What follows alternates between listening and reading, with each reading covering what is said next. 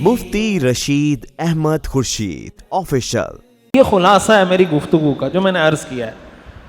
حکمت عملی، strategy, control points اور آؤٹ کمز، نتائج، ان تینوں کو اگر آپ دیکھ لیتے ہیں تو پورا مہینہ ہمارا موٹیویشن لیول بھی مینٹین رہے گا، برقرار رہے گا، نیچے نہیں آئے گا، اوپر جائے گا، اور آخر میں ہمیں کچھ نہ کچھ بہتر نتائج مل جائیں گے. ظاہر حق تو کوئی ادا نہیں کر سکتا. اللہ کی عبادت کا حق تو ہم تصور ہی نہیں کر سکتے کہ ہم اللہ کی عبادت کا حق ادا کریں گے. اب پہلی بات کہ حکمت عملی کیا ہونی چاہیے. دیکھیں، انسان جو اعمال میں پیچھے رہتا ہے نا، اس کی کچھ بنیادی وجوہات ہوتی ہیں. پہلی وجہ ہوتی ہے سستی. سستی کی وجہ سے انسان کام نہیں کرتا. نماز کا ٹائم ہو رہا ہے، اٹھا نہیں جا رہا. تلاوت کرنے کے لیے سوچا ہوا تھا کہ تلاوت کروں گا، تلاوت ہو نہیں پا رہی.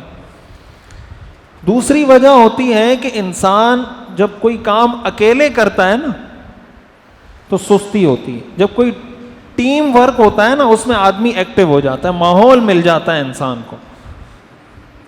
اس کا مطلب ہم اپنا جو فریم ورک بنائیں گے اس میں ہم نے سستی کا بھی علاج کرنا ہے، اس میں ہم نے ٹیم ورک بھی کرنا ہے. اور نمبر 3، ترجیحات کا تعین، پرائیورٹیز سیٹ کریں.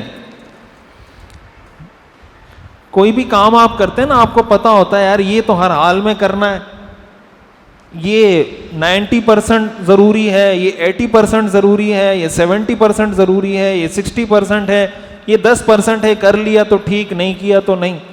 ترجیحات کا تعین، پرائیورٹیز سیٹ کریں. تو سستی کا علاج، پرائیورٹیز کی سیٹنگ. اور دوسری بات کیا بتائی میں نے؟ آپ حضرات حاضر ہیں یا نہیں؟ ایسا نہ ہو میں ایسے ہی بول بول کے چلا جاؤں، پتہ ہی نہ چلے کیا بولا ہے میں نے. میں بہت تیاری کے ساتھ پورا ایک مطالعہ کر کے آپ لوگوں کو یہ بات سمجھانے لگا ہوں. میں کوئی روایتی تقریر نہیں کر رہا، پوری ایک تیاری کے ساتھ پورا ایک طریقہ کار سمجھانا چاہتا ہوں، تاکہ ہم، تقریریں بہت ہوتی ہیں، میں چاہتا ہوں ہم عملی زندگی کی طرف آئیں.